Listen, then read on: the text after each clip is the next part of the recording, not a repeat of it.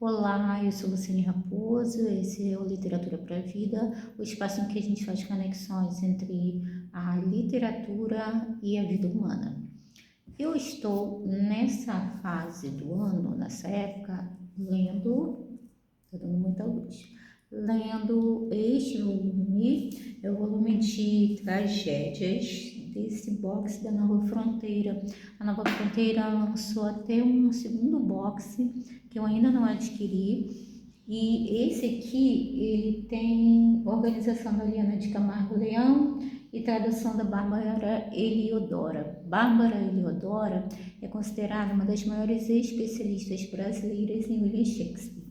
Eu já li algumas peças e esse livro faz parte daquela relação de 9 livros que eu pretendia e ainda pretendo terminar de ler neste ano. Parte dos livros já foi, apenas um deles me decepcionou, não no sentido de que ele é mal escrito, mas no sentido de que ele é extremamente triste, extremamente amargo em alguns aspectos. Não foi Memórias Póstumas também é um livro extremamente pessimista e não é um livro para ser lido em qualquer época da vida, mas é um livro muito significativo, embora eu realmente não goste do Brás Cubas. E aquela frase dele de que não neguei a ninguém a miséria da vida humana, muitas vezes desconectada do contexto do livro.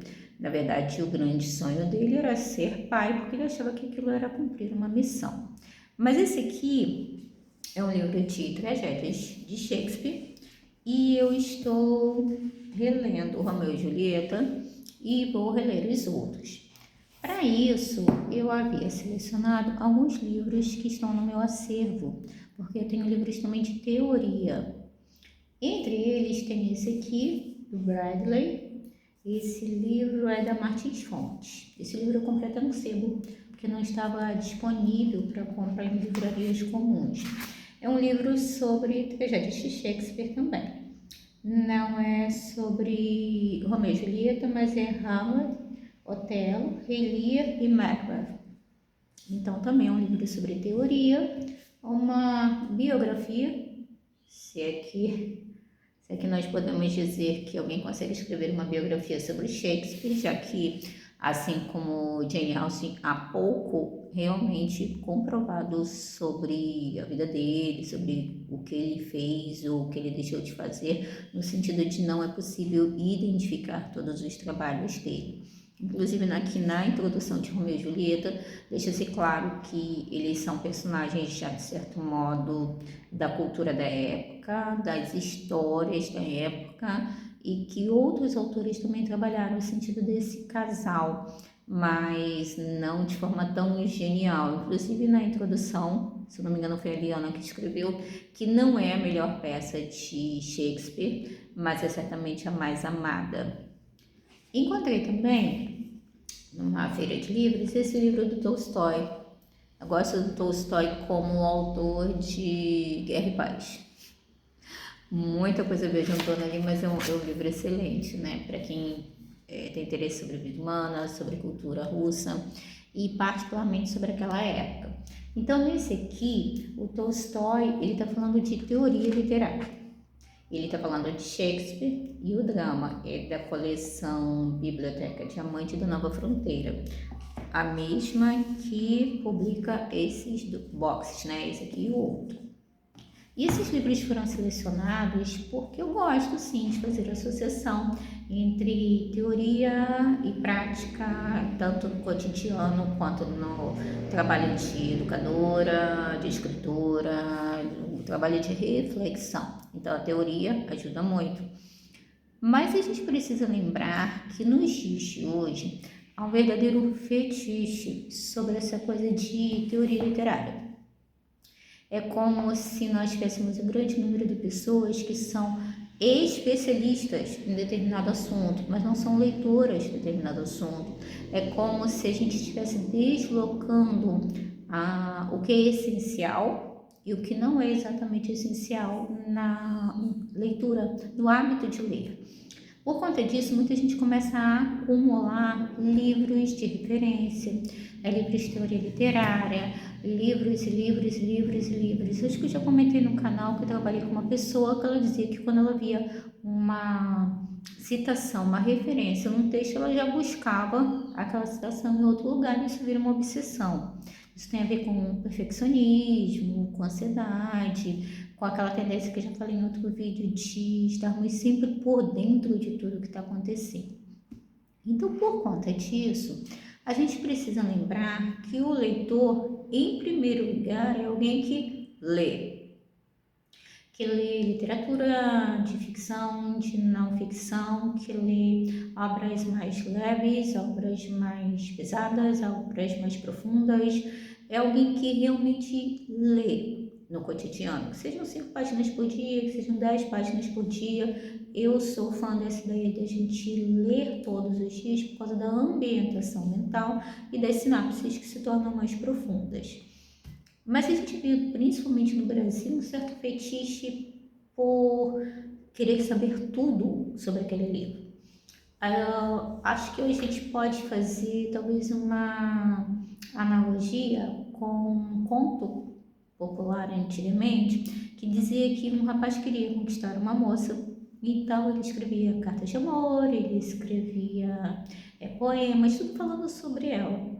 Até o dia em que ele viu ela passando com outro rapaz e ele perguntou ao sábio por que ela escolheu o outro, se ele ficava sempre falando sobre ela. E o sábio explicou que enquanto ele falava sobre ela, o outro falava com ela. É mais ou menos o que a gente tem aqui nos livros. Se formos perceber, muitas vezes nós falamos sobre determinada obra, mas nós não falamos com a obra.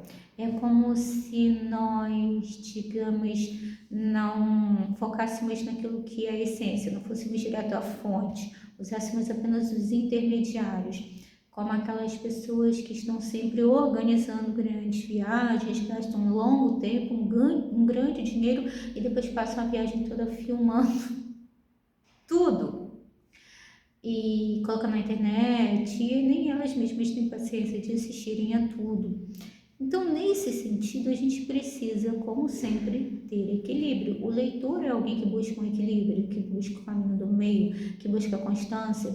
Alguns especialistas em psicologia cognitiva dizem que o leitor, quem gosta de ler, quem gosta de escrever, quem gosta de estudar, é alguém que tem foco e determinação. Mas essas são habilidades que também podem ser construídas no dia a dia e que, assim como atividade física e diversas outras coisas, vão se perdendo aos poucos.